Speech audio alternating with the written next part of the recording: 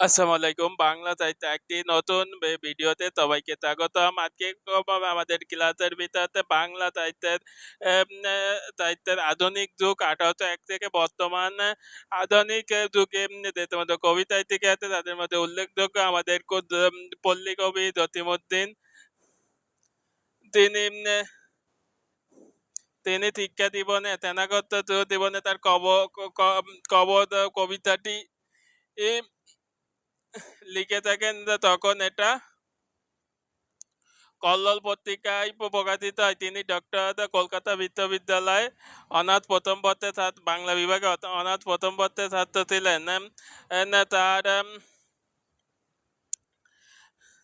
তার শিক্ষক doctor Dineshchandra Sen. Doctor Dineshchandra Sen Mymensingh গীতিকা সংগ্রহকালে তিনি মহুয়া নামক একটি পালা গান সংগ্রহ করতে সিলেটে বানিয়াসিং গ্রামে যান। তার অন্যান্য লেখা আছে নকশিকাতার মাঠ, এক পয়সার বাসি, হাসু,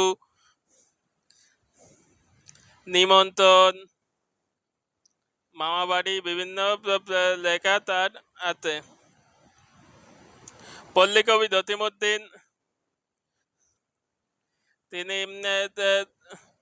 তার বিখ্যাত উপন্যাস কাব্য ধর্মী উপন্যাস হচ্ছে নকশিকাতার মাছ। এটা অক্সফোর্ড বিশ্ববিদ্যালয় বাংলা বিভাগে পড়ানো হয়। এরপর আছে বাংলা সাহিত্যে অন্যতম কথা সাহিত্যিক। নকশিকাতার মাছ ইংরেজি হচ্ছে a field of the embroidery, a field of the embroidery cloth.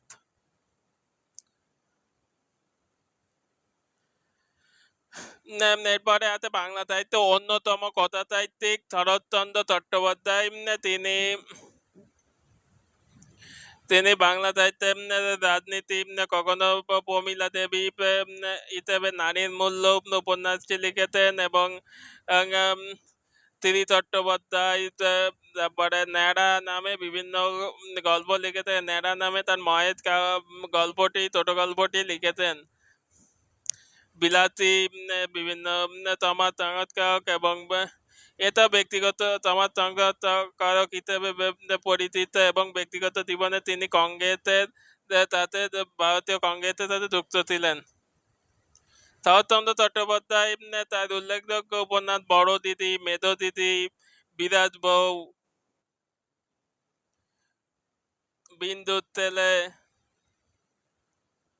সুভদা, Devdas জনপ্রিয়, তার জনপ্রিয় উপন্যাস দেবদাস।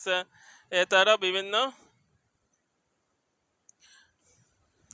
বিভিন্ন উপন্যাস লিখেছেন। তার বিভিন্ন ছদ্মনাম ব্যবহার করেছেন। তার ছদ্মনাম ন্যাড়া ছোট গল্পের ক্ষেত্রে এবং উপন্যাসের ক্ষেত্রে শ্রী চট্টোপাধ্যায়, শরৎচন্দ্র, শ্রী চট্টোপাধ্যায়, শ্রী চট্টোপাধ্যায়, শ্রীকান্ত নামে তিনি ও তার কাব্য রচনা করেছেন এবং প্রমীলা দেবী নামে তার নারীর মূল্য কাব্যটি লিখেছেন।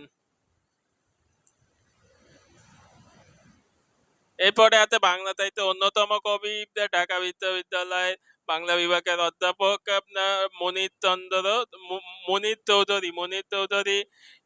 তিনি দেলেবতে কবর নাটক লিখেছেন, কবর কবিতা লিখেছেন জসীমউদ্দীন। পল্লী কবি জসীমউদ্দীন এবং কবর নাটক লিখেছেন মনির চৌধুরী।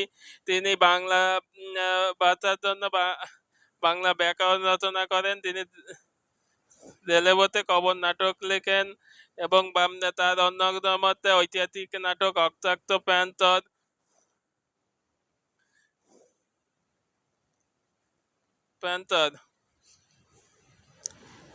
এরপরে আছে কামিনী রায়। কামিনী রায় বাংলা সাহিত্যে প্রথম মহিলা হিসেবে সনেট লেখেন কামিনী রায়। প্রথম মহিলা সনেটকার এবং কবিতা হিসেবে কামিনী রায়। তিনি কলকাতায় বেতুরিয়াম কলেজের অধ্যাপিকা ছিলেন।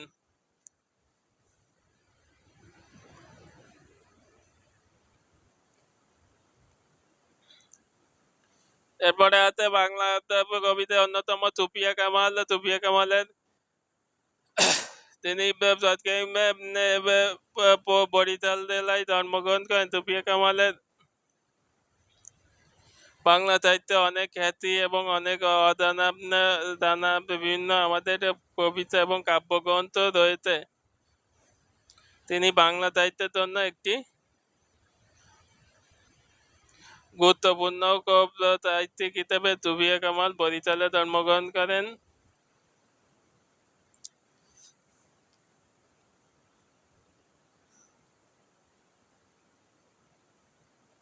এই ছিল এই পর্যন্ত, সবাইকে এই পর্যন্ত ধন্যবাদ।